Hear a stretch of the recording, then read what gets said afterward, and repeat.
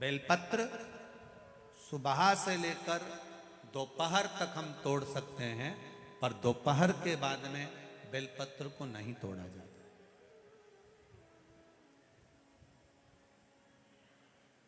चतुर्थी, अष्टमी, नवमी, द्वादशी, चतुर्दशी, अमावस्या, पूर्णिमा, संक्रांति, ये ऐसे पर्व हैं जिस दिन बेलपत्र को नहीं तोड़ा जाता। चतुर्थी, अष्टमी, नवमी, द्वादशी, चतुर्दशी, अमावस्या, पूर्णिमा, संक्रांति, ये वो पर्व है जिस पर बेलपत्र को नहीं तोड़ा जाता। पुरानी बेलपत्र 1 महीने पुरानी भी रखी है। पुरानी बेलपत्र मंदिर के बाहर भी अगर निर्माल्य में उतरी हुई बेलपत्र किसी डलिया में पड़ी है, बहुत सारी बेलपत्र अगर किसी ने ले जाकर निर्माल्य को कहीं ले जाकर पटक भी दिया है मंदिर के कोने में, वहां से बेलपत्र उठा लो, उसको धो लो, साफ कर लो, वापिस ले जाकर महादेव को चढ़ा दो, वो स्वीकार कर लो।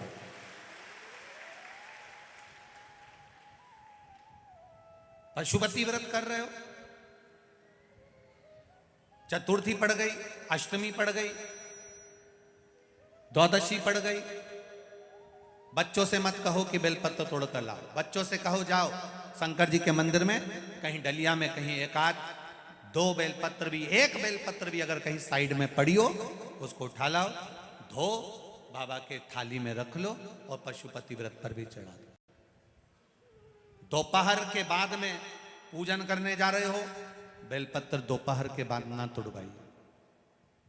फूल सुबह प्रकाश होने से लेकर रात्रि को, शाम को जब सूर्य अस्त हो उसके पहले फूल आप तोड़ लो, मना नहीं है, दिन भर का समय आपके पास है, पर रात्रि में फूल नहीं तोड़ा जाता। शंकर भगवान पर समर्पित कोई प्रसाद शिव जी को चढ़ाया गया, कोई प्रसाद रात भर नहीं रखना चाहिए। आप लोग तो संकट सोमवार अगर किसी ने करे हों, किसी ने करे संकट सोमवार या 16 सोमवार, हाथ उठाओ, किस किस ने करे हैं, पहले करें आप लोगों ने, रखो। जो लोग 16 सोमवार करे हुए होते हैं, संकट सोमवार करे हुए होते हैं, उनको मालूम होता है, उनके स्मरण में रहता है कि संकट सोमवार का जो प्रसाद होता है उसको रात भर नहीं रखते। उसका कारण स्कंद पुराण में भी कहा गया, उसका कारण शिव महापुराण में भी वर्णन किया गया। शंकर भगवान का प्रसाद, शिव जी का प्रसाद, अगर जितना जितना अंधेरा बढ़ते चले जाता है, जितना जितना रात्रि होती चली जाती है और दूसरा दिन अगर लग जाता है, तो उस प्रसाद पर आपका हक नहीं रहता, उस प्रसाद पर फिर चंड का हक हो जाता, फिर उनके गणों का हक हो जाता है, फिर आपका हक समाप्त।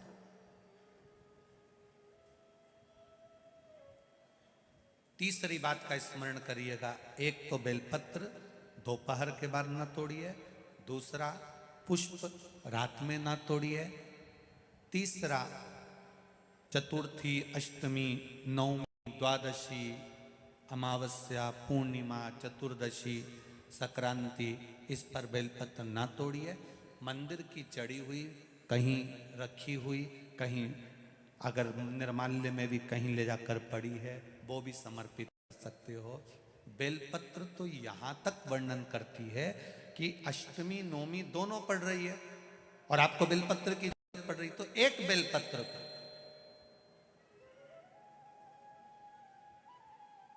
आप, एक बेलपत्र को या तो वस्त्र में संजो कर रख लो, रख सकते हो, संभाल के रख लो, ना बने तो तुम्हारी जो पाठ पढ़ने की पुस्तिका होती है, जिसको तुम भजन गा लेती हो, पढ़ लेती हो, राम रक्षा स्तोत्र, हनुमान चालीसा, गोवर्धन चालीसा, जो पढ़ लेती हो, वही उसी में रख लिया और वही बेलपत्र वापिस हमको प्राप्त हो गई। हमने वही शिव जी को वापिस चढ़ा दी और उससे हमको फल की अनुभूति प्राप्त हो गई। जरूरी नहीं है तोड़े।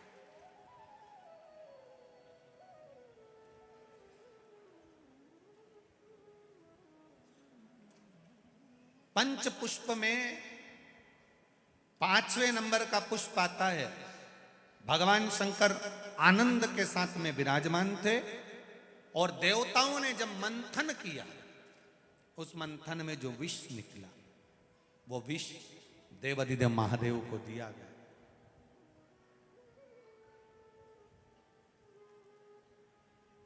अब बाबा देवाधिदेव महादेव को जो विष प्राप्त हुआ तो पार्वती मैया को शिव जी ने याद किया, पार्वती आओ। ये एक चतुर्पति की विद्वत्ता है। एक विद्वान पति जो होता है, चतुर्पति जो होता है, उसकी विद्वत्ता जो होती है, उसको दर्शाया है मेरे महादेव ने। बहुत विडंबना में जीवन चल रहा, बहुत परेशानी में चल रहा, बहुत टेंशन चल रहा, पति किसी को बताना पसंद नहीं करता, बहुत चिंता है, घाटा लग गया, कर्जा बढ़ गया, तकलीफ हो गई, रोग हो गया, बीमारी हो गई, कुछ गलत करी आया, कुछ अच्छा करी आया, किसी को बताए ना बताए, पत्नी को एक बार बोल कर देखना, वो तुमको विल पावर मजबूत करेगी, कह देगी चिंता मत करो, मैं हूं और आप हो, सब करेंगे। पर पति पत्नी को ऐसा धुतकार, तू चुप रहे, तेरे में अक्ल नहीं है, तू तो पगली है। अरे भाई, इसने तेरे से कहा था कि तू कर्जा करके आ। इतनी माताएं बैठी है, इतनी और इतनी टीवी पर कथा सुन रही हैं, एक माता ने कभी अपने पति से कहा हो कि तुम कर्जा करो, चोरी करो, डाका डाल के लाओ? कोई नारी अपने पति को चोरी करता नहीं देखना चाहती, कोई पत्नी अपने पति को डाका डालते नहीं देखना चाहती, कोई पत्नी अपने पति को कर्जे में डूबते हुए नहीं देखना चाहती। पत्नी हमेशा पति को चंद्रमा की रोशनी की तरह बढ़ती हुई देखना चाहती है, सूरज की रोशनी की तरह बढ़ते हुए। अब कर्जा हो गया, तकलीफ आ गई, बुरा करिया है, बेकार काम करिया है, तो घबराना नहीं। अपनी धर्म पत्नी को एक बार आद्य शक्ति समझकर, पार्वती समझकर, शिव की शक्ति समझकर उसको भी अपनी बात कहो, दिल से कहो, जो सच है उसको कहो। वो आद्य शक्ति के रूप में तुम्हारे साथ में बैठी है, तुमको खड्डे में नहीं पटकेगी, थोड़ा ना थोड़ा उसकी विवेक से, उसकी बुद्धि से समझाने का प्रयास करेगी और तुमसे इतना जरूर कह देगी, अब जो हो गया हो जान दो, चिंता मत करो, होगा, देखेंगे, आप और हम है ना, टेंशन लेने की जरूरत नहीं है, सब आगे बढ़ेंगे, फिर करेंगे। ये नारी का बल है, ये नारी की बलता है, ये उसका धैर्य है। कितने भी करोड़पति तुम्हारे रिश्तेदार होंगे, तुम्हारे दुख की घड़ी में अगर 5 लाख रुपए दे दे तो गारंटी है, तुम्हारे दुख की घड़ी में दे दे तो गारंटी। करोड़पति रिश्तेदार हैं, लखपति हैं, ढेरों संपदा है उनके पास, और कभी रोते रोते चले जाना और कह देना मुझको 5 लाख रुपए की, 10 लाख रुपए की जरूरत है। अरे 10-5 लाख तो जाने दो, 50,000 भी अगर दे देना तो बहुत बड़ी बात है भाई। कर्जा हो जाता है, माथे पर कर्जा चढ़ जाता है। रिश्तेदार ऐसा नहीं, भगवान सबको परखने का मौका देता है। आपके रिश्तेदारों में एक रिश्तेदार भगवान ऐसा बनाता है जिसके पास में बहुत पैसा होता है, भगवान सबको परखने का मौका देता है। उसके पास भी जाकर कहना साहब कर्जा हो गया है, मैं तुम्हें बाद में दे दूंगा, तुम मुझे 5 लाख रुपए दे दो, 2 लाख दे दो, 50,000 दे दो, मुझे इतना दे दो, मेरा ये काम कर दो। कोई भी कितना भी करोड़पति होगा, मुश्किल। अब तुमने उससे जाकर कहा, तुमने दूसरे से जाकर निवेदन करा, फिर तुमने तीसरे से जाकर निवेदन करा, फिर तुमने चौथे से जाकर निवेदन करा, इतने लोगों के पास जा जाकर समय बर्बाद करा। एक बार जिसने चोर को कुबेर बनाया था उस महादेव के पास जाकर बैठ जाती तो तुझे हाथ जोड़ने की कहीं जरूरत ही नहीं पड़ती, तुझे किसी को कहने की जरूरत ही नहीं पड़ती। तू एक बार उसके सम्मुख में पहुंचती तो तू एक बार उसके सामने पहुंचता, फिर आपको जरूरत नहीं पड़ती।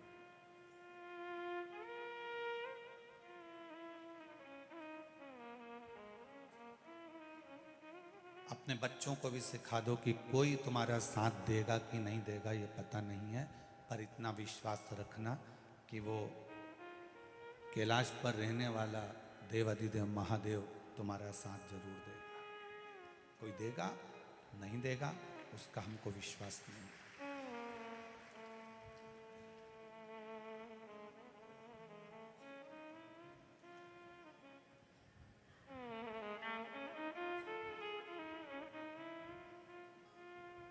तूफान आता है, बड़ी बड़ी कश्तियों को डुबो देता है। तूफान आता है, बड़ी बड़ी कश्तियों को डुबो देता है, और जब व्यक्ति के भीतर अहंकार आता है तो बड़ी बड़ी हस्तियों को डुबो देता है।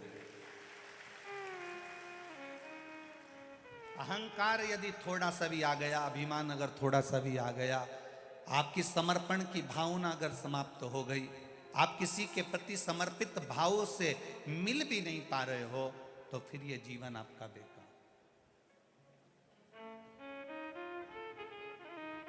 जीवन व्यर्थ।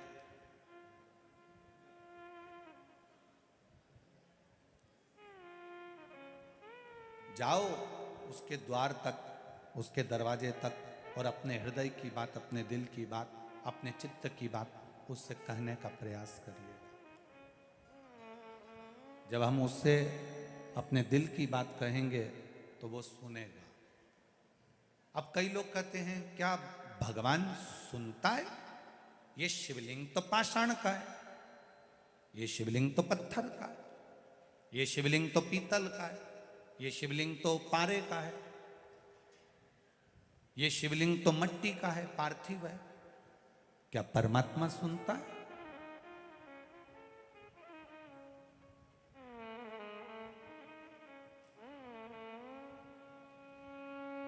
अगर नहीं सुनता होता तो विचार करिएगा।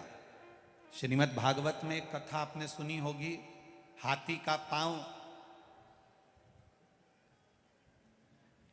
किसने पकड़ा? बोलो बोलो जम के। मगर ने पकड़ा। और हाथी ने किसको बुलाया? भगवान को। अब भगवान आए,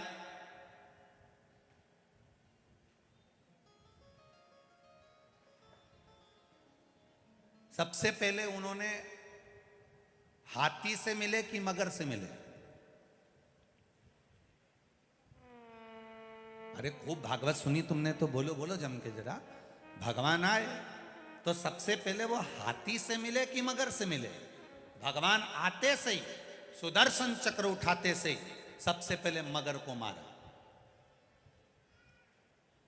हाथी को गुस्सा, रिटर्न बढ़ाओ, बाहर की बढ़ रही है। हाथी को गुस्सा आ गया, हाथी को क्रोध आया। हाथी ने भगवान से कहा, बुलाया मैंने था, पुकारा मैंने था, और आपने उद्धार मगर का कर दिया। भगवान कहते, हाथी बात तुझे समझ में नहीं आई, तू मुझे पुकार रहा था और मगर तेरा पांव पकड़ा हुआ था। तू मेरा भक्त था और वो मगर तेरा पांव पकड़ा था। अगर किसी भक्त का पांव किसी ने पकड़ कर रखा है तो सबसे पहले मैं उसी का उद्धार कर देता हूं। हाथी का उद्धार तो मैंने बाद में करा है। हाथी कहता है मैंने पुकारा और उद्धार तुमने मगर का करा। भगवान कहते हैं क्योंकि हाथी तेरा पांव मगर पकड़ कर रखा था और तुम मुझे पुकार रहा था।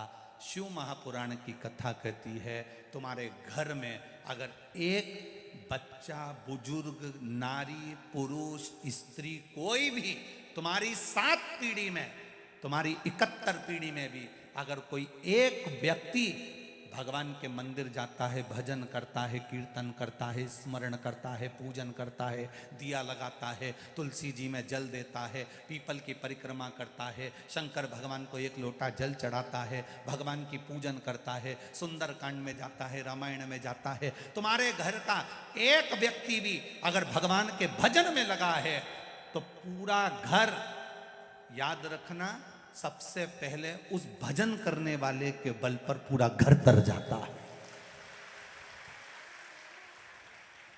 रामायण पढ़ के आया, गांव में रामायण जी का पाठ है, घर का व्यक्ति चले गया, रामायण जी के पाठ में जाकर बैठा, पाठ करा, रात को आया, उसके चरण की रज पूरे घर में गिरी, घर के लोग अपना काम करते रहे। कथा में गया, कथा सुनकर आ गया, घर पर आया, ये जो चलते हो ना उसकी रज उड़ती है।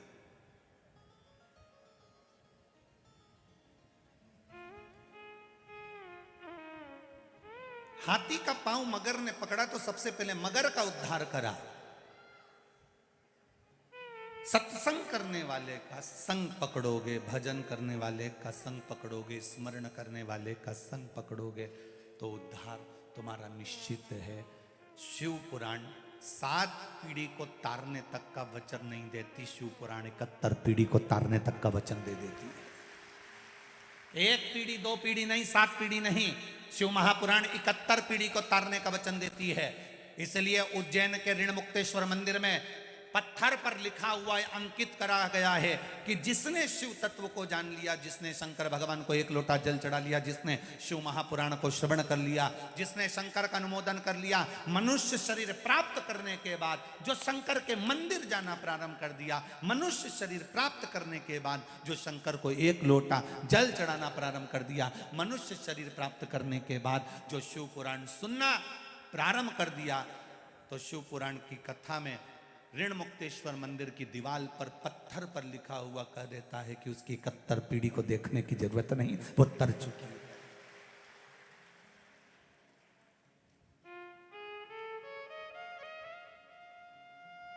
क्यों जाते हैं हम उज्जैन? क्यों जाते हैं उस कालाधिपति की नगरी में? क्यों जाते हैं हम महाकाल की नगरी में?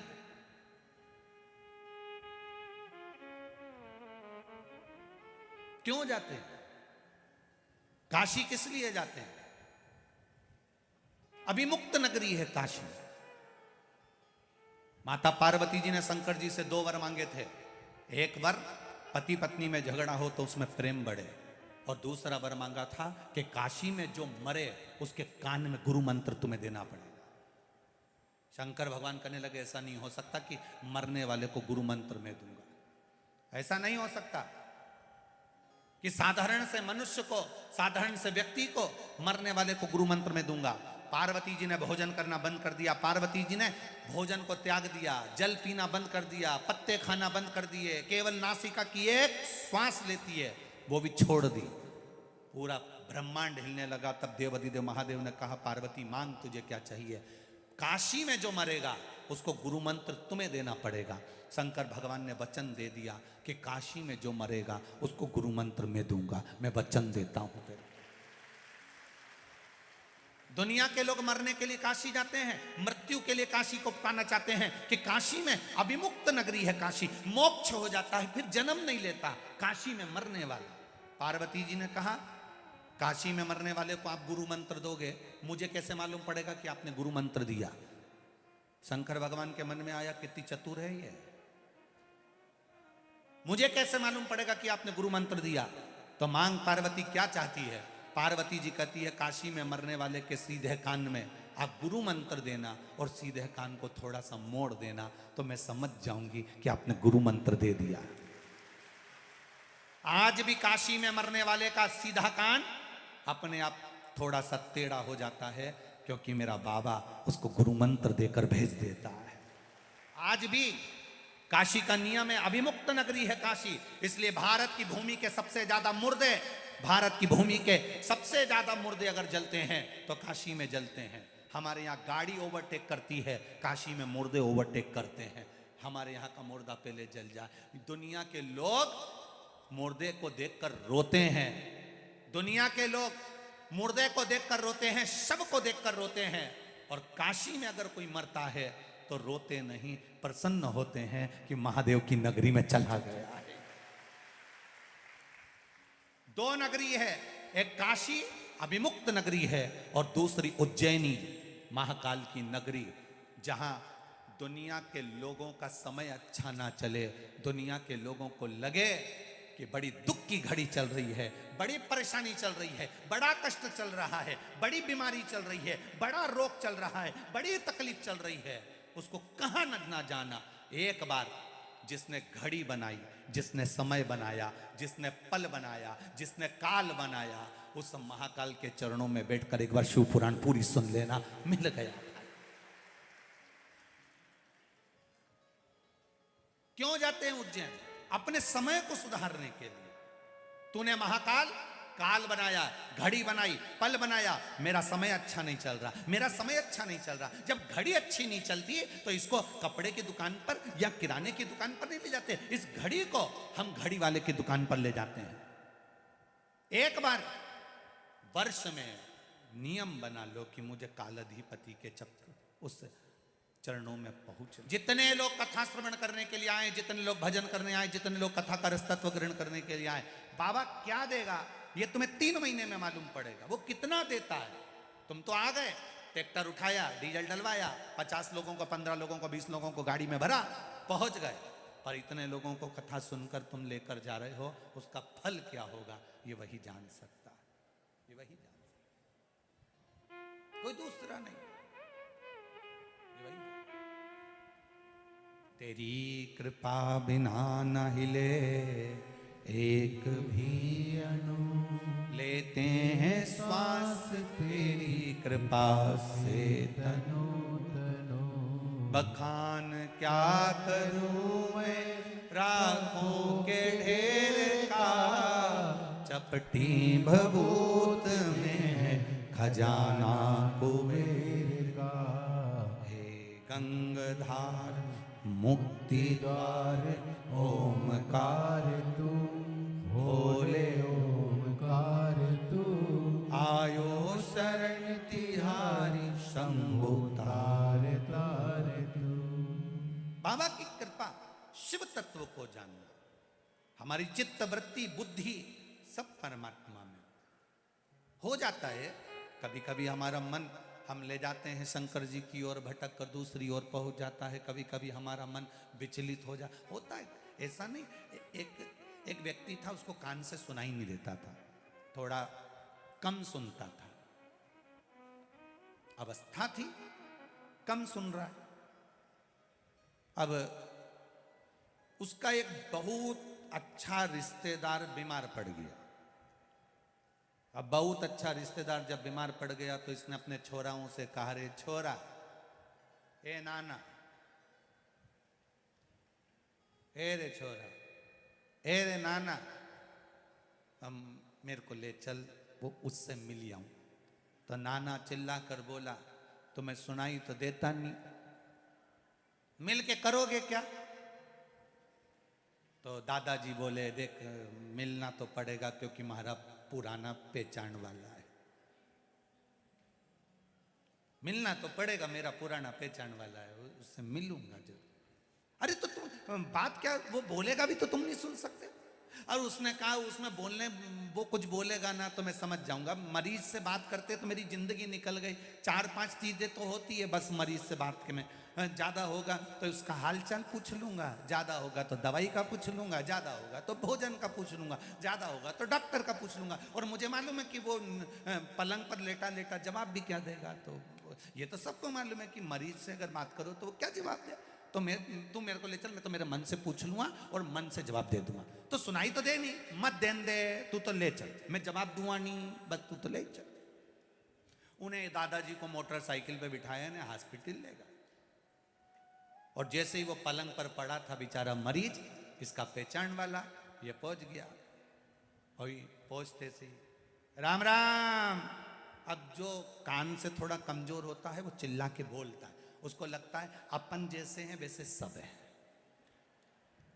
इसने भी आवाज लगाई और जो चिल्लाया राम राम, पूरा हॉस्पिटल गजगजा किया, चिल्ला।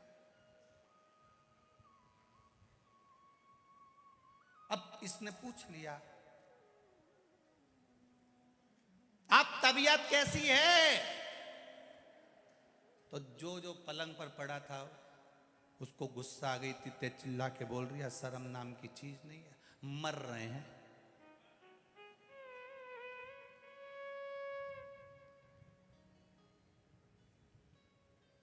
भगवान की बड़ी कृपा है। अब वो बोल रहा है मर रहे हैं, और ये बोल रहा है भगवान की बड़ी कृपा है, ऐसे ही रहो। अब इसको और बुरा लग गया मरीज को। अब इसने दूसरा प्रश्न पूछ लिया, कौन से डॉक्टर का इलाज चल रहा है? अब इसको आ गई गुस्सा, यमराज का चल रहा है। इसने भी कह दिया, बहुत अच्छा डॉक्टर है, तुरंत इलाज करता है, चिंता मत करो, उसी को दिखाते रहो। तब देर रात होता। फिर इसने पूछ लिया, डॉक्टर ने खाने का क्या बोला है? इसने बोल दिया भाटा बोला है। तो इसने बोल दिया बहुत हल्का भोजन है। तो सुनाई तो दे, बहुत हल्का है, दिन भर में 3-4 बार खा लिया। अब इसको आई गुस्सा, इन्हें बाटल निकाल के उसकी पिचकारी इसके मुंह डाल को सेट। अब नहीं सुने हो जाए। कभी सोचो कि ये चित्त क्यों नहीं पहुंच रहा है, ये वृत्ति क्यों नहीं पहुंच रही? जैसे वो कान से नहीं सुन पा रहा, उसी तरह कभी कभी हमारा मन हमारी नहीं सुन पाता है, इसलिए हम गलत जगह चले जाते हैं, अच्छी जगह नहीं पहुंच पाते। कभी कभी ऐसा होता है, हमारा मन हमारी बात नहीं सुनता, हमारा मन हमारा चित्त हमारी नहीं सुनता, गलत जगह चले जाते।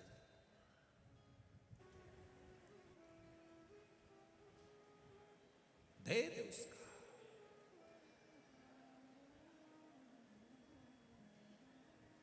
पत्नी मर गई, पति टूट गया। क्यों भैया? आज तुम मदिरा की दुकान पर खड़े थे, क्या बात है? बहुत गम था इसलिए पी ली। अच्छा, पत्नी का पति किसी का मर जाता है, कोरोना में चले गया, इसको गम नहीं था, ये नहीं गई। तुम्हें गम था, कर्जे में लदालुम हो गए, गम हो गया, किसी ने कुछ कह दिया, गम हो गया, झगड़ा हो गया, गम हो गया, और तुम मदिरा की दुकान पर चले गए। नारी की जिंदगी में कितना गम है। ताने सुन रही है, अपशब्द कह रहे हैं, लोग ताने दे रहे हैं, आड़ा टेढ़ा कर रहे हैं, कहीं कुछ हो रहा है, कहीं कुछ हो रहा है। रोती है तो भी रसोई घर में रोटी बनाकर अपने बच्चों का पेट भरती है, वो नारी कोई सहन नहीं। गम तुमको है, गम इसको नहीं। जो आता है, पति आया तो 2 शब्द कह गया, देवर आया तो कह गया, जेठ आया तो कह गया, ससुरा आया तो कह गया, सासू आई तो कह दिया, मायके वाले बोले तो बोल दिया, भैया से बोलो तो भैया बोले, भाभी से बोलो तो भाभी बोले। एक नारी, बेटा है तो बेटा बोले, छोरी है तो छोरी बोले, एक नारी जिंदगी भर सुने, इसको गम नहीं है। फिर भी शंकर की आदि शक्ति इसके अंदर विराजमान है, इसलिए धैर्य रखती है, फिर आगे बढ़ जाती है, रोती है, पोंछती आंसू, फिर भी तुम्हारा साथ दे जाती है, फिर भी साथ देती है। वो नारी है। और तुम कहते तुम्हें अकल नहीं है, तू चुप रहे, तेरे में अकल नहीं, तेरे में अकल नहीं। और जब पूरी तरह से खड्डे में गिर जाता है, तब आखिरी में कोई साथ नहीं देता, तब वो फिर पत्नी कहती है, ये मेरी रकम पड़ी हुई है, उतार कर दे देती है, बेची आओ, ले जाओ, कर्जा चुका दो। आखिरी में भी वही साथ दे रही है, अंत बिंदु में वो साथ दे रही है। और एक बात अपनी जिंदगी में उतार कर रखना, रकम दुकान पर कब जाती है? जब घर में दुख आता है। किसी भी नारी की रकम दुकान पर ऐसे नहीं जाती। बोलो री जीजी सही है कि गलत है? घर में कर्जा बढ़ गया, दुख आ गया, तकलीफ आ गई, परेशानी आ गई, तब घर की रकम दुकान पर जाती है, जब घर की रकम दुकान पर जाती है, जब दुख आता है, जब दुख आता है तो सोने की रकम दुकान पर जाती है। उसी तरह जब जिंदगी में दुख आए तो इस मनुष्य के शरीर को, इस रकम को भी महादेव के चरणों में उस दुकान पर ले जाओ तो शिव संभाल ले। सोने की रकम दुकान पर जा रही है, सोने की रकम दुकान पर पहुंच रही है। ये शरीर भी उस परमात्मा की चौखट तक जाना चाहिए।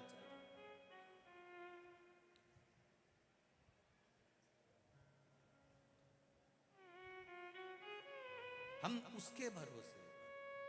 पति कहता है पत्नी से, तुझमें विवेकता नहीं, तुझमें बुद्धिता नहीं, तुझमें तू नहीं जानती। अरे तकलीफ आई है, एक बार बैठकर उससे भी कहो जो तुम्हारी अर्धांगिनी है, और अर्धांगिनी से भी निवेदन है अपने मन में कुछ ना रखते हुए, अगर कुछ बात कहना है तो अपने पति से कहो, किसी से मत कहना।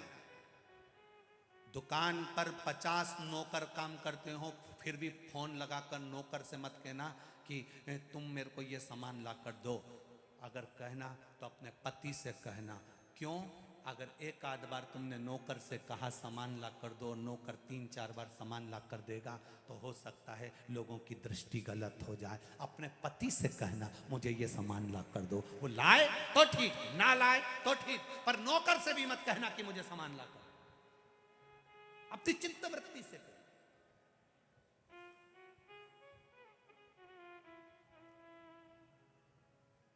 जाओ, मुझे ये सामान चाहिए। कितना सुंदर संवाद है। माता धूमावती और शिवजी का धूमेश्वर नाम पड़ा था। शिवजी ने कितनी विचित्र लीला करी है, जरा देखिएगा। गणेश जी रोते हुए आते हैं और माता पार्वती से कहते हैं मां मुझे भूख लगी है। कार्तिकेय षडानंद रोते हुए आते हैं, मां मुझे भूख लगी है। अशोक सुंदरी रोते हुए आती है और कहती है मां मुझे भूख लगी है। और शंकर जी अखंड समाधि में लीन, तप साधना में लीन, भूख लग रही है। माता पार्वती ने देखा कुछ भी नहीं था, क्या दूं बच्चों को? अगर मेरे स्तनों में दूध होता तो मैं अपने बच्चों को पिला देती, पर स्तन में दूध भी नहीं है। क्या दूं? भूख से बिलख रहे भगवान गणेश जी, कार्तिकेय, अशोक सुंदरी सब भूख से बिलख रहे थे। पार्वती जी शिव जी के पास जाकर एक लोटा जल चढ़ाकर बोली, बाबा उठिए, तुम्हारे बच्चे भूखे हैं, तुम्हारे बच्चे भूखे हैं, उठिए। शिव जी नहीं उठे। गणेश जी माँ का पांव पकड़कर बोले, माँ बहुत भूख लग रही है।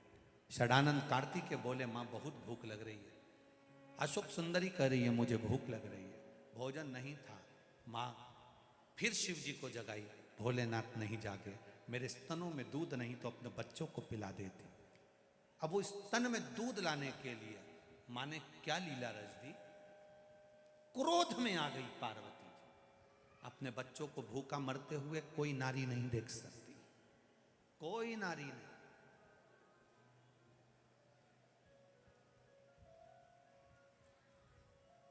कौन नारी देखेगी?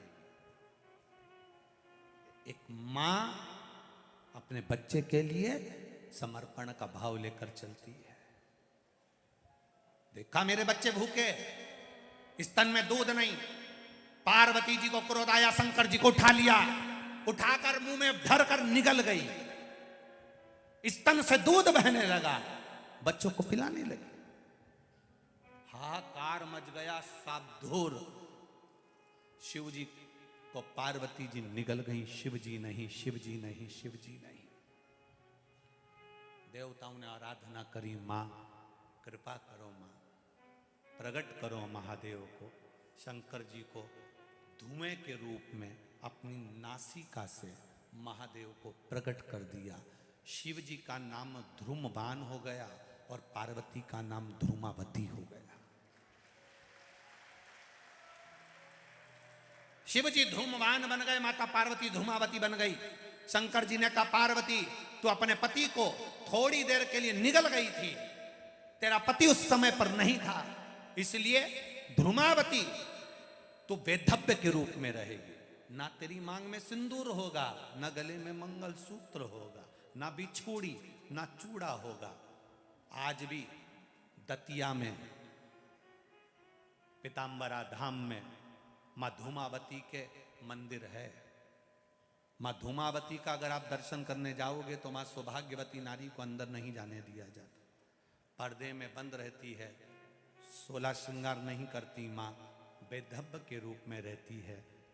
ना मांग में सिंदूर है, ना नाक में लौंग है, ना गले में मंगलसूत्र है, वो धूमावती माता है। आज भी दुनिया के बड़े बड़े राजनेता दतिया में जाकर धूमावती की पूजन करते हैं और उससे वर प्राप्त करते हैं। वो धूमावती है, वो पीताम्बरा पीठ में बैठी है अलमस्त होकर, अपने बच्चों के लिए निकली थी, अपने बच्चों। ध्रुमवान ध्रुमावती बड़ा उसका सहजता क्या है? जीवन कोई सरल है क्या? जीवन में कोई सरलता है? शिव जी ने, पार्वती जी ने पूछा, भोलेनाथ जी विष आया है, आपके लिए आया है। शंकर भगवान बोलते हैं मैं अकेला नहीं पीऊंगा, तू कंठ में जाकर बैठ जा, अर्धांगिनी है तू मेरी, बराबर की हकदार है तू मेरी, बैठ मेरे पास। कंठ में मां बैठी, शिव जी ने विष पिया, कंठ में पहुंच गया। नीचे जा रहा था विष, शंकर भगवान ने उसको कंठ में ही रोक लिया। अंदर जाएगा तो मेरे उदर में ना जाने कितने शिव भक्त बैठे हैं। शिव पुराण कहती है ये पूरा जो ब्रह्मांड है, ये पूरी जो पृथ्वी है, ये पृथ्वी शंकर भगवान के उदर में विराजमान है। शंकर जी एक चावल का दाना खाते हैं और सबका पेट भर देते हैं। शिव जी आराम से सोते हैं तो सबको निंद्रा आती है, शिव मस्त रहते हैं तो सब मस्त रहते हैं। शंकर जी को लगा अगर मैं विष पी गया और वो विष पेट में चले गया, वो विष उदर में चले गया, तो मेरा पूरा ब्रह्मांड, पूरी पृथ्वी पर जितने जलचर, थलचर, वायुचर जीव जो रह रहे हैं, जो मनुष्य रह रहे हैं, ये सब विष के असर से मर जाएंगे। तो पार्वती जी कह रही है प्रभु इसको अंदर गटको, पार्वती जी कह रही इसको नीचे उतारो। शंकर जी कह रहे नहीं उतार सकता, क्योंकि नीचे मेरी औलाद बैठी है, नीचे मेरी संतान बैठी है, सब मर जाएगी, इसलिए मैं उसको अंदर नहीं उतार सकता। तो पार्वती जी कह रही है मैं कंठ पर बैठी हूं, ये विष मेरे पास है। शिव जी कहते हैं माता पिता की जिंदगी है ही ऐसी, जिंदगी भर विष पीना है और औलाद को सुरक्षित रखना है। माता पिता की जिंदगी है ऐसी, जिंदगी भर विष पीना है, औलाद को सुखी रखना है, ये माता पिता है। घर में पिता शिव का स्वरूप है, मां पार्वती का स्वरूप है। कितना विष पीते होंगे।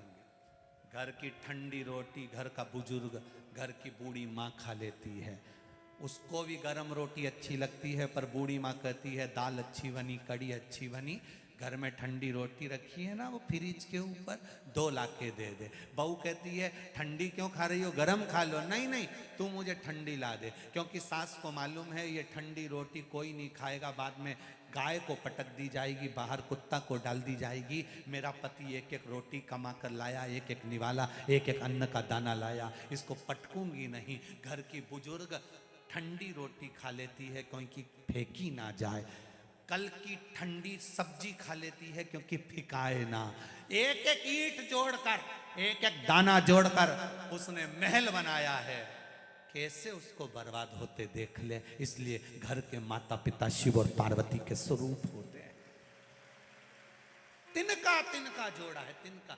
एक पत्र आया, उस पत्र में किसी ने लिखकर भेजा है गुरुजी 5 दिन से शिव पुराण चल रही है और कुछ दिन पहले से यहाँ ये टेंट लगना प्रारंभ हो गया था, और शिव जी की कृपा, उदारता, दया गुरुदेव बड़ी गजब है कि 5 दिन से इस टेंट में आपके पंडाल के व्यासपीठ के ठीक ऊपर एक चिड़िया और चिड़ा दोनों ने घोंसला बनाकर 5 दिन पहले ही घोंसला बना लिया था, और 5 दिन से रोज कथा सुन रहे हैं।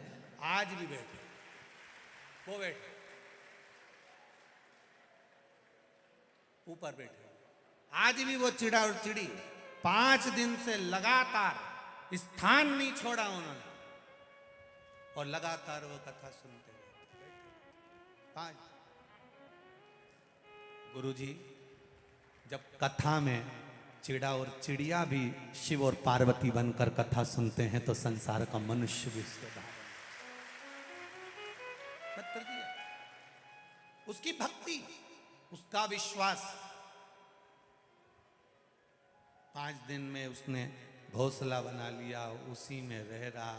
दोनों कथा का रस तत्व ग्रहण कर रहे और अपने जीवन का आनंद। सुनो, ये शिव महापुराण की कथा है,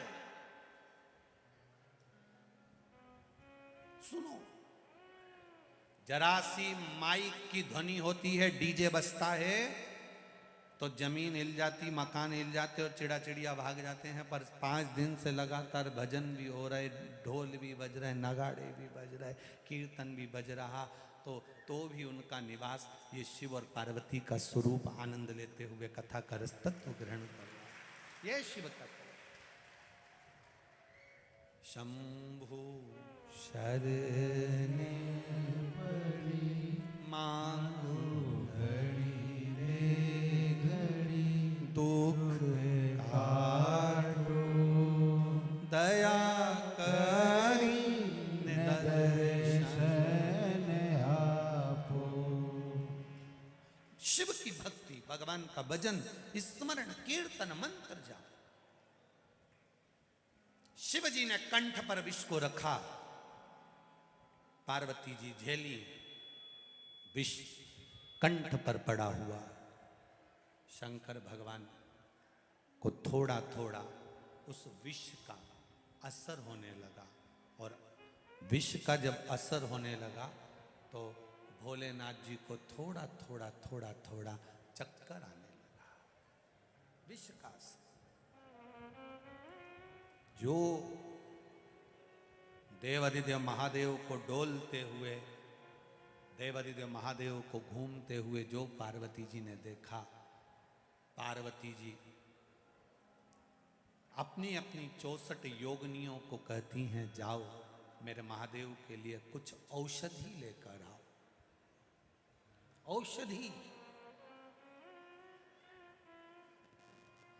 पूछा, अब तुम्ही ने दर्द दिया है, तुम्ही दवा देना। पूछा भोलेनाथ जी से, वो जैसे रुक्मणी जी ने पूछ लिया था भगवान कृष्ण से, तुम्हारा पेट दुख रहा है, इसकी दवाई क्या है, औषधि क्या है। सारी दवाइयां दे दी, सारी औषधि दे दी, वेदों को दिखा दिया, डॉक्टरों को दिखा दिया, सब कुछ कर दिया, फिर आखिर ऐसा क्या है, क्या दें आपको, आपका पेट दर्द बंद हो जाए। भगवान कृष्ण कहते हैं, रुक्मणी जो मुझे बहुत प्रेम करता हो उसके चरण की रज ला कर दे दो। तो चरण की रज लेने के लिए रुक्मणी जी से कहा, तू तेरी दे दे। तो रुक्मणी के मैं अपनी चरण की रज नहीं दे सकती। सतभामा, जामवंती, कालंदी, मित्रवृंदा, लक्ष्मणा कोई नहीं दी। तब चरण की रज देव ऋषि नारद को मालूम पड़ा, तो नारद जी बोले, मैं लेकर आता हूँ। नारद जी चरण की रज लेने के लिए बरसाना चले गए, ब्रज चले गए। ब्रज में राधा जी को कहा, भगवान का पेट दुख रहा है, चरण की रज चाहिए, जो ज्यादा चाहता हो। राधा जी ने अपने चरण की रज दे दी। राधा जी बोली, रुको नारद, मेरे अकेले के चरण की रज लेकर जा रहे हो सकता है मुझसे ज्यादा चाहने वाला और भी ब्रजमंडल में रहता, सबके चरण की रज ले जाओ।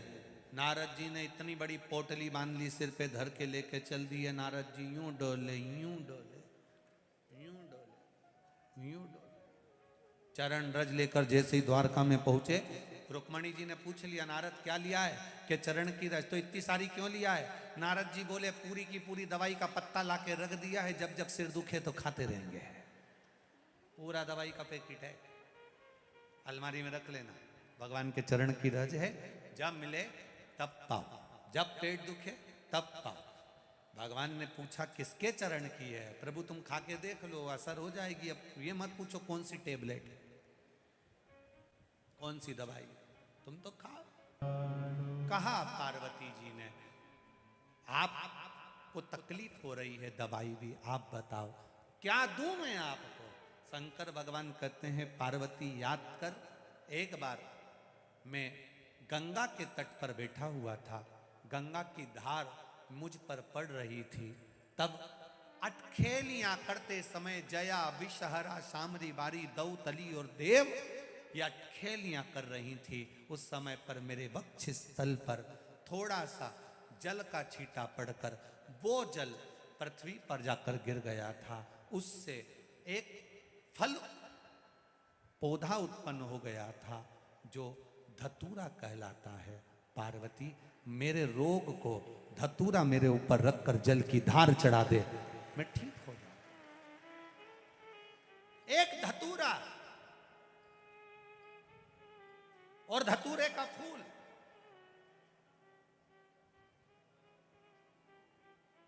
कांटे वाला धतूरा और उसमें लगने वाला एक पुष्प। आस्था चैनल पर आप लोग देख रहे होंगे धतूरे के फूल का दर्शन। धतूरा और धतूरे का पुष्प, छोटा सा पौधा है, ज्यादा बड़ा नहीं है, कांटा लग रहा है, धतूरा लग रहा है, और उसमें भी साधारण धतूरा नहीं, जिस धतूरे के नीचे की डंडी लाल कलर की होती है, अगर वो सोमवार की अष्टमी को देवाधिदेव महादेव को समर्पित करी जाती है तो उसके घर में कभी संपदा की कमी नहीं होती है। वो धतूरा है, साधारण नहीं है। धतूरे में भी लाल डंडी, जैसे धतूरा गोल होता है उसके नीचे एक छोटी सी डंडी, देखा है आप लोगों ने? अरे देखी कि नहीं देखी बोलो? धतूरा देखा है ना?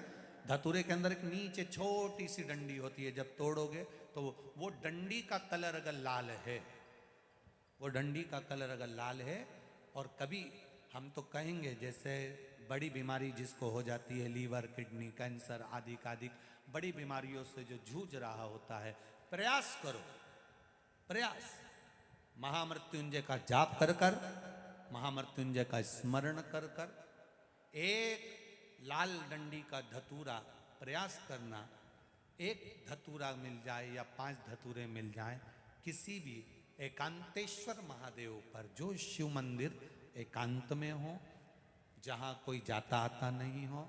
वैसे तो अब बहुत मुश्किल है कि ऐसा मंदिर मिल जाए जहाँ कोई जाता आता नहीं हो, पहले की बात दूसरी है, अब बात दूसरी है। फिर भी कहीं आप रोड पे से निकल रहे हो, एकांतेश्वर महादेव अगर आपका दिख जाए, बहुत बीमारियों से ग्रसित हो, तो भी महामृत्युंजय जाप का स्मरण कर कर या किसी विद्वत ब्राह्मण जन से महामृत्युंजय मंत्र का जाप कराकर या भगवान शिव के मंत्र का जाप स्वयं कर कर, वो भी ना बने तो पंचाक्षर मंत्र नमः शिवाय, षडाक्षर मंत्र ओम नमः शिवाय या श्री शिवाय नमस्तुभ्यम जप कर वो लाल डंडी का धतूरा 5 एकांतेश्वर महादेव को आप समर्पित कर सकते हो। रोग थम जाएगा, जो दवाई खाओगे वो शरीर को लगना प्रारंभ हो जाएगी और आप स्वस्थ होना प्रारंभ हो जाएंगे। अगर बड़ा रोग है, एकांतेश्वर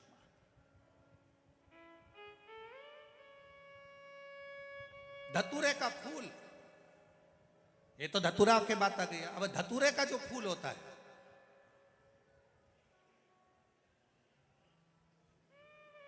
धतूरे का जो पुष्प है, उसको 2 जगह पर समर्पित किया जाता है।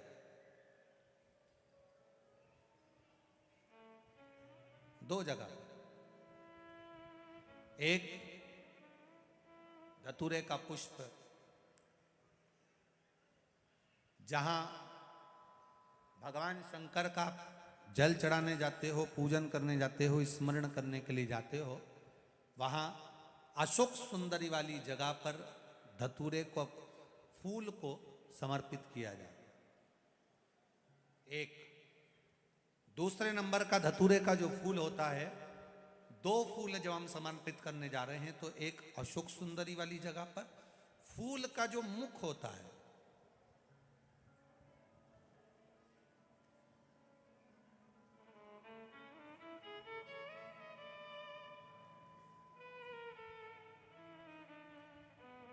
मान लो ये फूल है धतूरे का। वैसे तो धतूरे का फूल लंबा होता है, आपने दर्शन किए किस किसने करे ना, सबने दर्शन। धतूरे का फूल लंबा होता है। अब वो लंबा जो पुष्प है उसका जो खिला हुआ भाग है, जो खिला हुआ, और पीछे की जो डंडी है, तो अशोक सुंदरी वाली जगह पर जब हम समर्पित करते हैं, अशोक सुंदरी वाली जगह पर जब हम उसको चढ़ाते हैं, तो जैसे ये शिवलिंग है और यहाँ सामने अशोक सुंदरी की जगह है, तो जो अशोक सुंदरी वाली जगह पर हम पुष्प समर्पित करते हैं, तो खिला हुआ जो भाग है, जो खिला हुआ भाग है, उसको इस तरह से रखते हैं कि शिवलिंग की ओर उसका खिला भाग जाए, और डंडी का भाग इधर गणेश जी, कार्तिकेय जी और 33 कोटि जो देवी देवता हैं उस ओर उसका भाग जाए, उसका भाग ऐसा समर्पित करें। एक दूसरा, शिवलिंग पर जब हम धतूरे का पुष्प समर्पित करते हैं, शिवलिंग पर जब हम धतूरे का पुष्प समर्पित करते हैं, तो उस फूल का खिला हुआ जो भाग होता है उसका मुख हमारी ओर होना चाहिए। अर्थात डंडी का मुख जब शिवलिंग पर चढ़ाएंगे तो डंडी का मुख उधर हो और खिला हुआ भाग हमारी ओर। बहुत अंतर है महाराज। जैसे बेलपत्री चढ़ाते हैं तो बेलपत्री चढ़ाते समय डंडी का मुख अपने ओर कर लेते, पत्तियों का मुख उधर कर दे, तो खिला हुआ जो भाग है वो हम अपनी ओर रख लेते हैं। अब कनेर का पुष्प इससे विपरीत में चलता है। कनेर का जो पुष्प होता है उसकी डंडी का मुख हम अपनी ओर रख लेते हैं और खिला हुआ भाग महादेव की ओर कर देते हैं, वो थोड़ा विपरीत हो जाता है। तो शिव तत्व कह रहा है, भगवान शंकर का संवाद कह रहा है, शिव महापुराण की कथा कह रही है। 2 स्थान धतूरे के पुष्प को समर्पित करने के लिए दिए। कौन कौन सा स्थान है? जम के बोलो। पहला, जम के बोलो। अशोक सुंदरी की स्थान पर खिला हुआ भाग कहां होना चाहिए?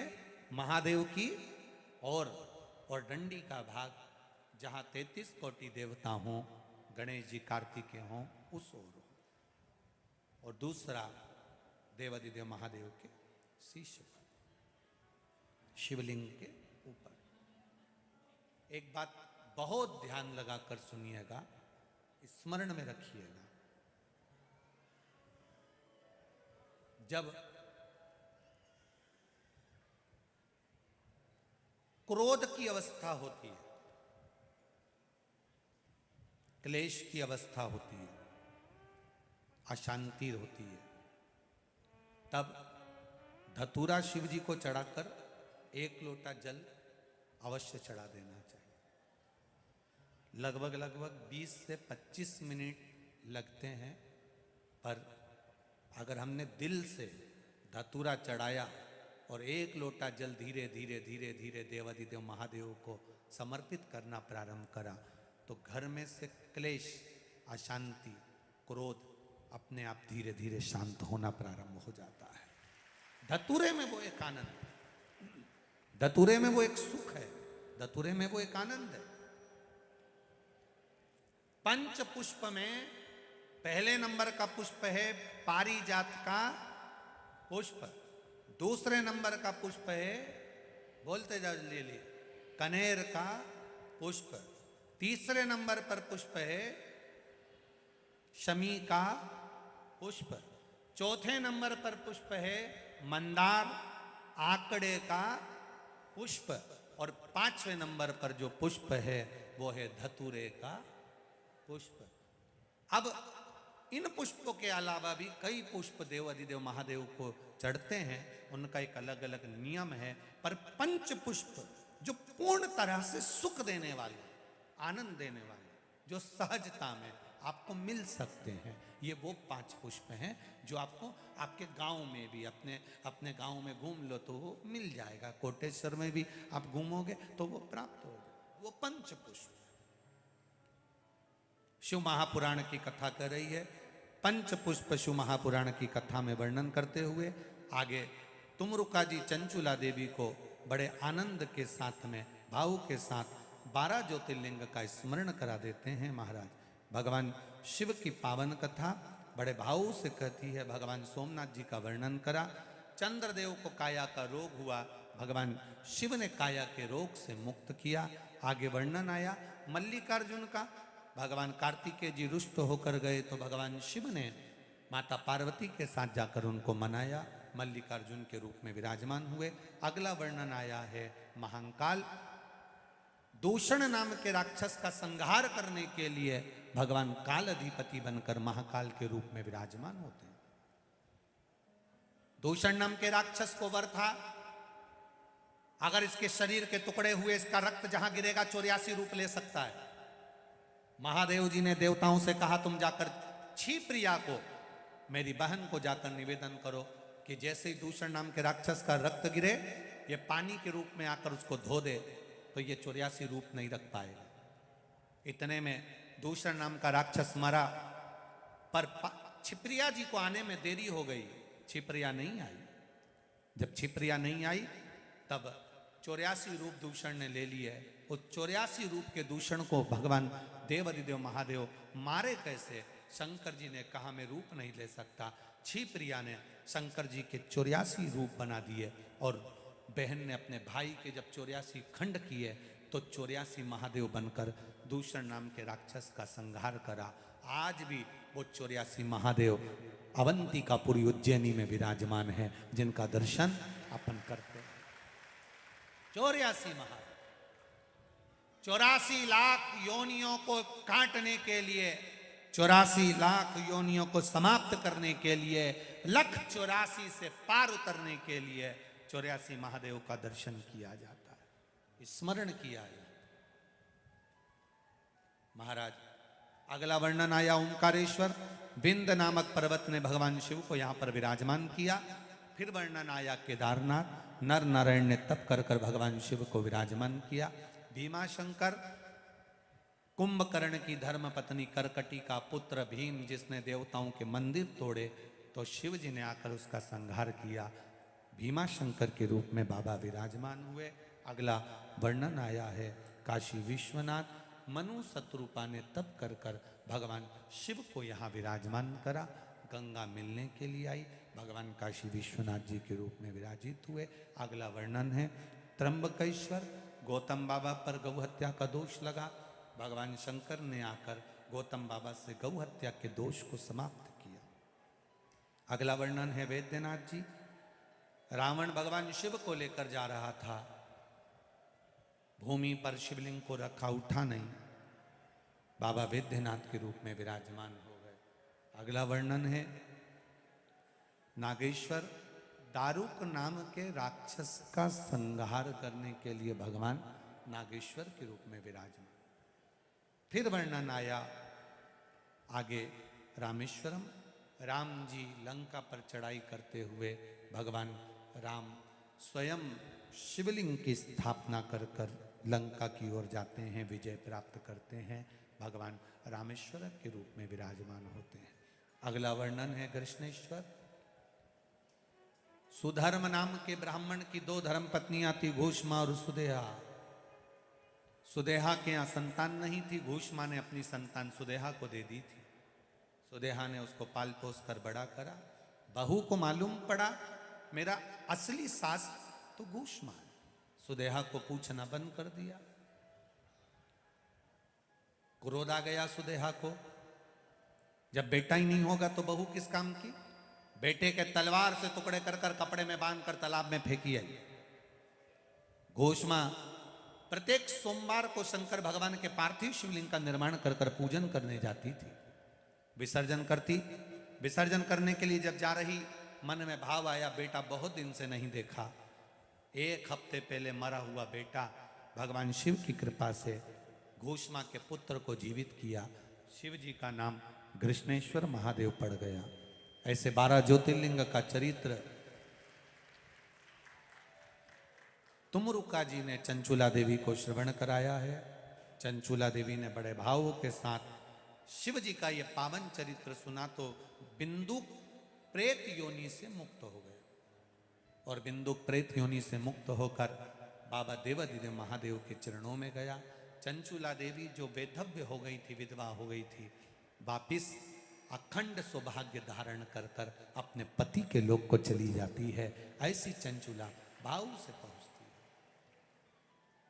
भगवान शिव ने तुमरुका जी से पूछा, आपने सुंदर कथा का रसतत्व ग्रहण कराया, आपको क्या दूं? तुमरुका जी ने कहा, बस आपके मस्तक की बेलपत्र शिव पोथी को समर्पित कर दो। विराम दिवस की जो बेलपत्र रहे वो कुबेर का भंडार भरने वाली रहे, ये वर प्रदान कर दो। देवाधिदेव महादेव ने वर दिया, शिव महापुराण को मस्तक पे लिया।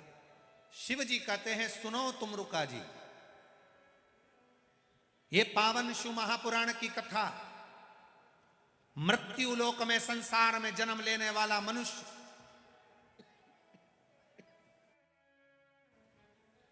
जिस भाव से श्रवण करेगा, जो जिस विश्वास के साथ सुनेगा, जिस आस के साथ विश्वास के साथ कथा को दिल से, मन से, हृदय से श्रवण करेगा, शिव कथा सुनने वालों की सेवा करेगा, शिव जी कहते हैं उसका भंडार कुबेर भंडारी कुबेरेश्वर महादेव भरेगा। मैं स्वयं भरूं, शिव कह रहे हैं मैं स्वयं भंडार भर दूंगा। शिव महापुराण की कथा कहती है, हम शंकर भगवान पर जब जल समर्पित करें, जब हम शिव जी को एक चावल का दाना समर्पित करें, जब हम भगवान शंकर को एक बेलपत्र समर्पित करें, जब हम भगवान शंकर को शीश नवाएं, तो उसमें हमारे विश्वास की पूर्णता होना चाहिए।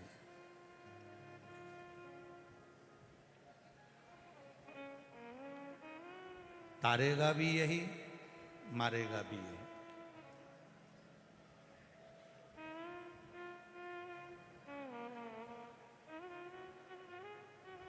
जिस चूड़ी को आप हाथ में पहनते हो, सबके हाथ में देखना तो सबके हाथ में अलग अलग तरह की चूड़ी मिलती है। जिस पायल को आप पहनते हो, सबके पाँव में देखना अलग अलग तरह की पायल मिलती है। जिस मंगल सूत्र को आप पहनते हो, सबके गले में देखना अलग अलग तरह का मंगल सूत्र मिलेगा। नाक की लौंग सबकी नाक में देखना अलग अलग तरह की मिलेगी। कान का कुंडल सबके कानों में अलग अलग तरह का मिलेगा। बिंदी सबके माथे पर अलग अलग तरह की मिलेगी।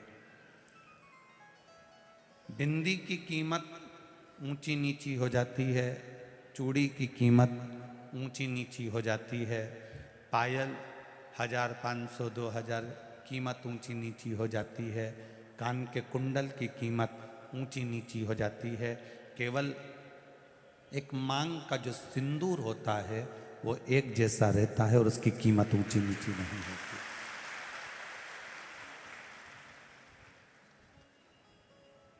और इन सभी श्रृंगार में, इन सभी चीजों में, इन सभी चीजों में भले मांग के सिंदूर की कीमत बाजार में आप 50 रुपए का, 25 रुपए का, 20 रुपए का, 10 रुपए का लेकर आ जाओगे, पर उसकी कीमत सब जगह एक जैसी है।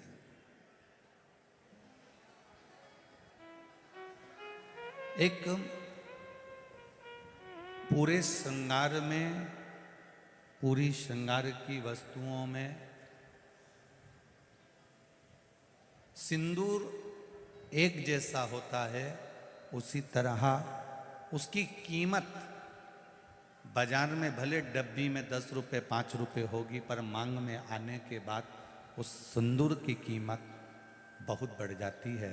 उसी तरह तुम्हारे परिंदे में, तुम्हारे हंडे में, तुम्हारे कुएं में, तुम्हारी बावड़ी में, तुम्हारे तालाब में, तुम्हारे यहाँ जल कितना भी भरा पड़ा हो, पर एक लोटा जल जब महादेव के ऊपर चढ़ता है तो उसकी कीमत अपने आप बढ़ती चली जाती है।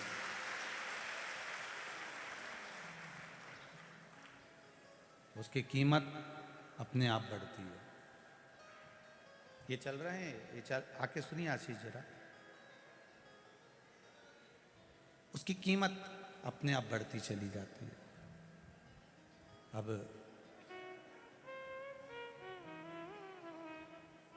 चूड़ी अलग हो सकती है, मंगलसूत्र अलग हो सकता है, पायल अलग हो सकती है, सब कीमत सबकी अलग अलग हो सकती है, पर जो मांग का सिंदूर है उसकी कीमत एक जैसी होगी, पर डब्बी में उसकी कीमत भले 10 रुपये, 5 रुपये, 50 रुपये, 25 रुपये, 30 रुपये, 40 रुपये हो,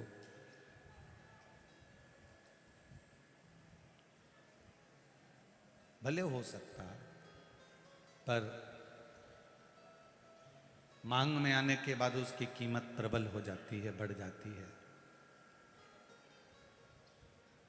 ये संसार का मनुष्य कहीं पर भी जाकर बैठे, इसकी क्या कीमत है ये नहीं मालूम, पर जब ये शिव महापुराण के अंदर जाकर बैठ जाता है तो ये भी कीमती हो जाता है, क्योंकि महादेव का हो जाता है, इसकी भी कीमत बड़ी प्रबल हो जाती है।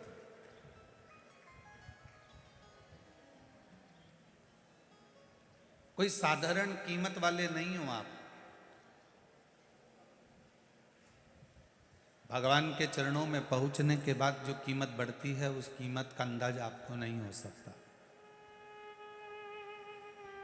कांटे में रहने वाली शमी की पत्ती, कांटे में रहने वाला शमी का फूल, जहर में सराबोर रहने वाला मंदार आंकड़ा,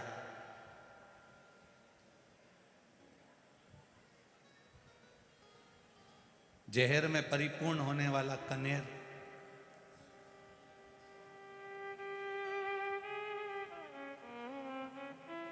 ये सब सस्ते हैं, इनकी कोई कीमत नहीं है।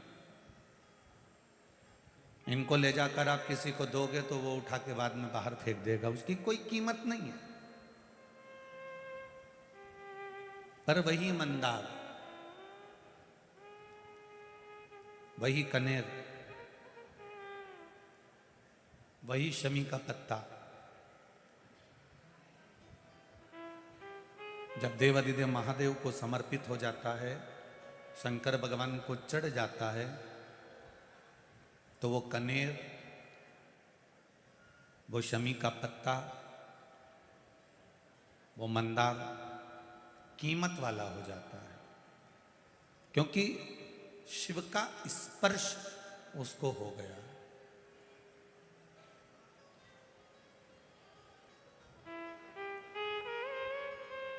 एक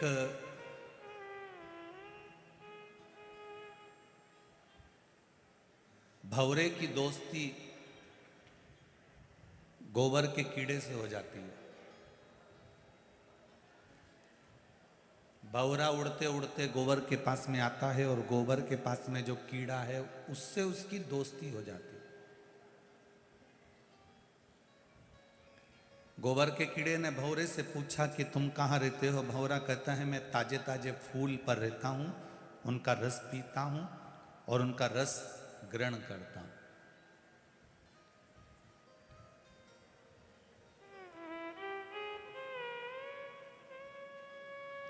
मेरा मन पड़ता है जहां उड़कर चले जाता हूं और अपनी जिंदगी मस्त जीता हूं। गोबर का कीड़ा कहता है बड़े किस्मत वाले हो जो तुम उड़कर जहां ताम मर्जी पड़ती है वहां चले जाते हो और पुष्प पर बैठकर उसका रस ग्रहण करते रहते हो।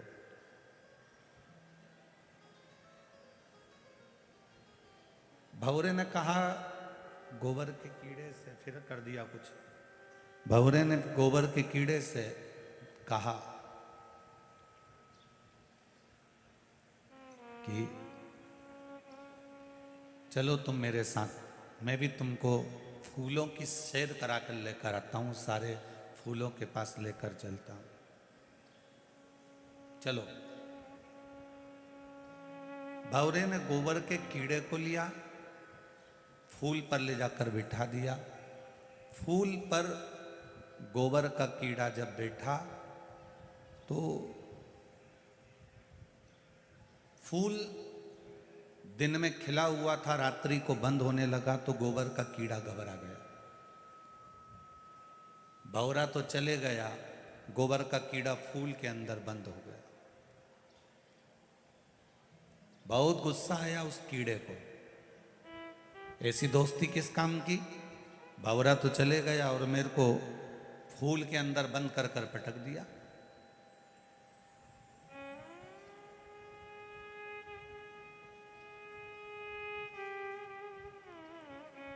सवेरे माली आया, फूल तोड़ लिया, फूल बंद था। माली को लगा कि लेकर जाऊंगा, भगवान के पास में पहुंचेगा जब तक खिल जाएगा। फूल लेकर गया, माली ने बाजार में रखा। एक पंडित जी ने भगवान को चढ़ाने के लिए वो फूल खरीद लिया। फूल पंडित जी के हाथ में पहुंचा, पंडित जी के हाथ से वो फूल भगवान के चरणों में पहुंचा। गोबर का कीड़ा उसी फूल में है, भगवान के चरणों में पहुंच गया। सवेरे फूल चढ़ा, शाम को पंडित जी ने वापिस निर्माल्य में उसको उतारा, गंगा जी में विसर्जन कर दिया। भौरा उड़ते उड़ते गंगा जी के घाट पर आया, फूल के अंदर बैठे उस कीड़े से पूछा, कीड़े तू कैसा है? कीड़े ने कहा, भौरे तेर से दोस्ती कर कर आज मेरी जिंदगी धन्य हो गई। गोबर का कीड़ा भगवान के चरणों से गंगा के जल तक पहुंच गया। एक गोबर का कीड़ा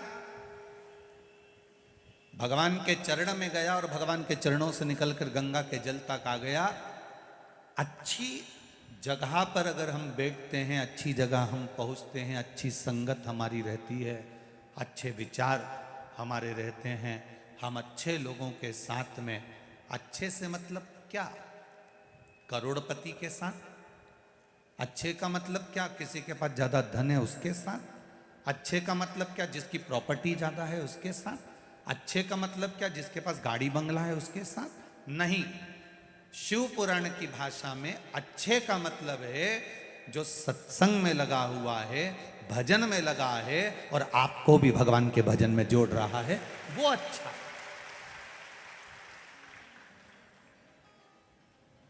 जो दिन भर ज्ञान की बातें करे, दिन भर बहुत बहुत बड़ी बातें करे और मालूम पड़े रात्रि को मदिरा की दुकान पर मिले, वैश्यावृत्ति में मिले, जुए में मिले, मांसाहार में मिले, उसको बड़प्पन नहीं कहते।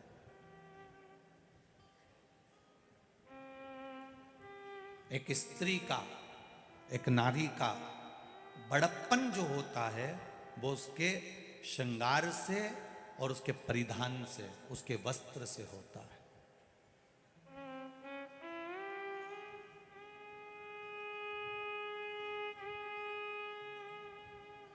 उसका परिधान, उसका वस्त्र।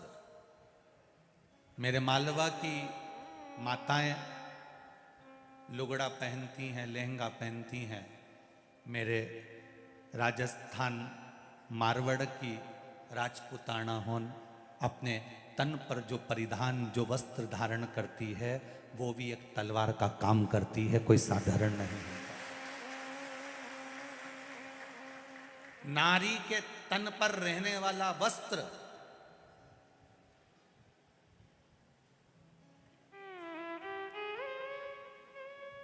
वो साधारण सा नहीं है।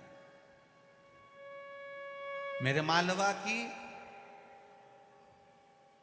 छत्तीसगढ़ चले जाओ, राजस्थान चले जाओ, महाराष्ट्र चले जाओ, गुजरात चले जाओ, आप वहां का जो पुराना पहनावा है, हम आज के पहनावे की बात नहीं कर रहे हैं। हमारे मालवा में आप कभी आए और मालवा का पहनावा देखें, 36 कली का लहंगा है, साधारण वस्त्र, मेरी माताएं पूरा तन ढका हुआ। कोई बुजुर्ग आया, इतना घूंघट ले लिया, कोई सामने खड़ा है, मर्यादा के अनुसार सिर पे पल्लू लेकर भी बात कर रही है तो उधर नहीं देख रही कि कौन बैठा है। ये राजपुताना चाहे मालवा के हों चाहे जगह के हों, इनका जो परिधान है, इनका जो वस्त्र है, ये भी किसी तलवार के बराबर नहीं कि किसी की निगाह उठकर देख ले।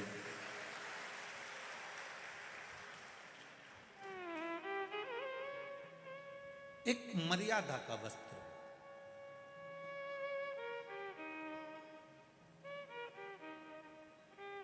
अच्छी संगत में रहो, जितनी अच्छी संगत में रह सकते हो, जितने अच्छे लोगों के साथ रह सकते हो। अच्छे लोगों से मतलब धन प्रॉपर्टी या जायदाद वाले नहीं, अच्छे लोगों से मतलब है जिनके भीतर थोड़ा निर्मलता का भाव हो, जिसमें थोड़ी सहजता का भाव हो।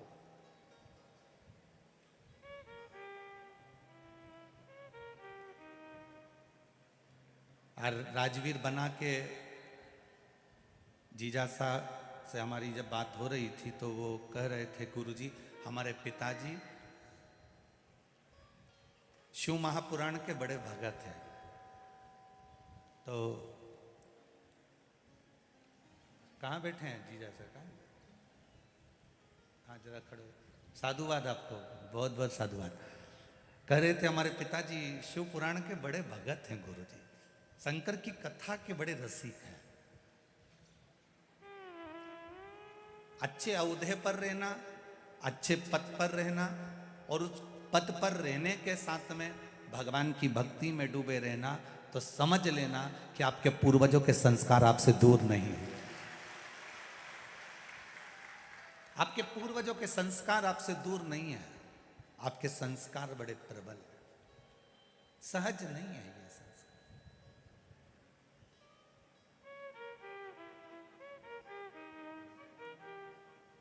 एक गोबर का कीड़ा भी अच्छे भौरे का साथ पकड़कर भगवान के चरण तक चले जाता है और चरण से गंगा जल तक चले जाता है। तो हमारा विश्वास कहता है, अगर आप अपने अपने घर से निकलकर लाखों की संख्या में